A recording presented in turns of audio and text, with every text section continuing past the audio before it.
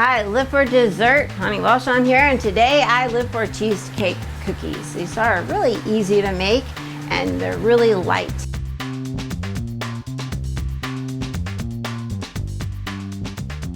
So we're going to start off with a thank you to our sponsors. We have Drevney Networks, which is a cybersecurity company, and they will go in and assess your system for free.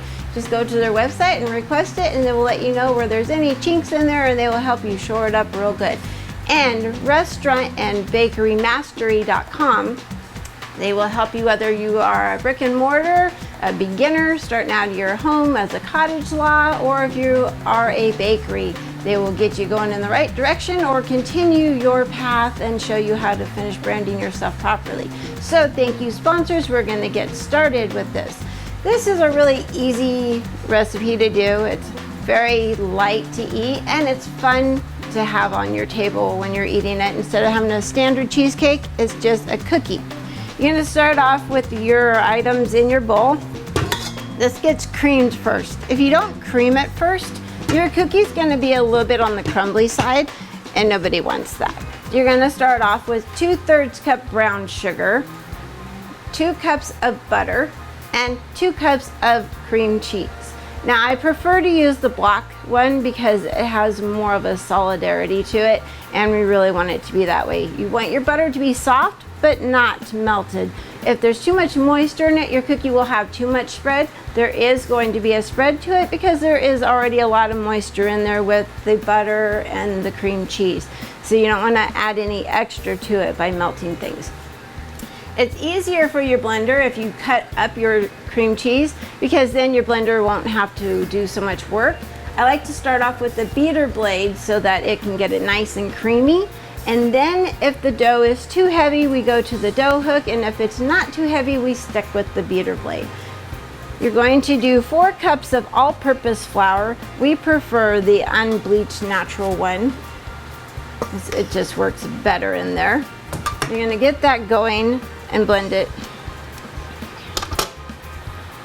You don't want to add everything in too fast because you do want it to be a little bit on the fluffy side. You're just going to keep letting it go until it's all blended, nice and fluffy.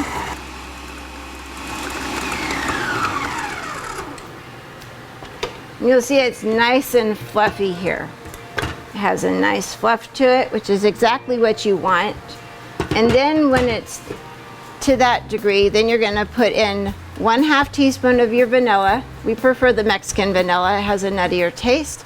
And 1/2 teaspoon of cheesecake syrup. We do use a syrup because it doesn't bake off in the oven and it continues to have a nice flavor. And the reason why you want to do that last is because if you do it too early, you will complete the bloom in the mix, and you don't want to do that.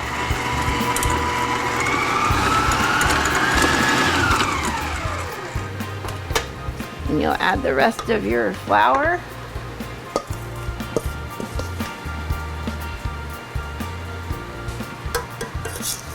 And get your scraper. I prefer to use a good sturdy scraper because those flimsy plastic ones tend to break when you're doing a heavier batch.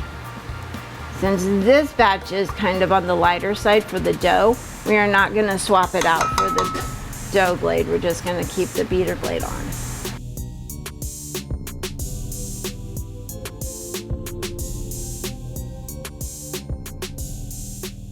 You don't want to overdo it. If you overmix your batch, then you're going to soften it and it'll have way too much spread. So if you find that you do overmix it and it's got too much spread, it's too thin, you can always turn it into a shortbread cookie cake or a cookie bar, and it'll work just the same. You're going to cook this at 325 for 6 to 8 minutes. And you're going to want to use parchment paper or a silicone mat. I prefer to use a silicone mat. They bake off real evenly. Sauce is going to come through, and not only will it cause you a personal injury, but it can also mess up your batch. And that's it. We're going to start scooping.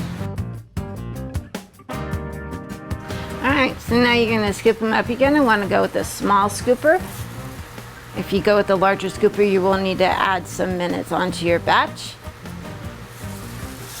First, it's best just to get them all onto there. You do want to stagger them. Like I said, they do spread due to the moisture in their batch. The scooper helps make sure that everything is uniform and that you don't have one cookie that's bigger than the other one.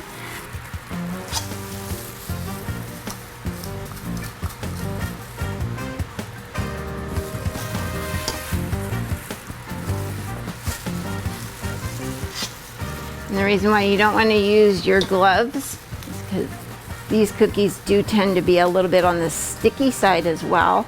So they will stick to your glove, making the work that much harder. If you don't have a cookie scooper, you can always use a tablespoon, just a regular kitchen tablespoon you eat with. Should give you a nice size. When you're all done scooping them, you're gonna lightly tap them.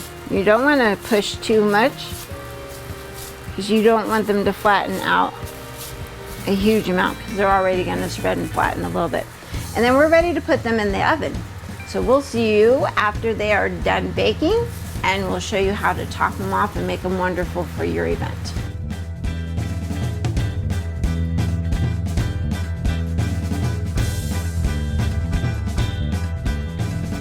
And now you're ready to present them to your crowd. And if you feel like this is just way too above your pay grade, then you can always go on to our website and you can order them, and we do ship these. So we'll see you all later at I Live for Dessert on the next episode.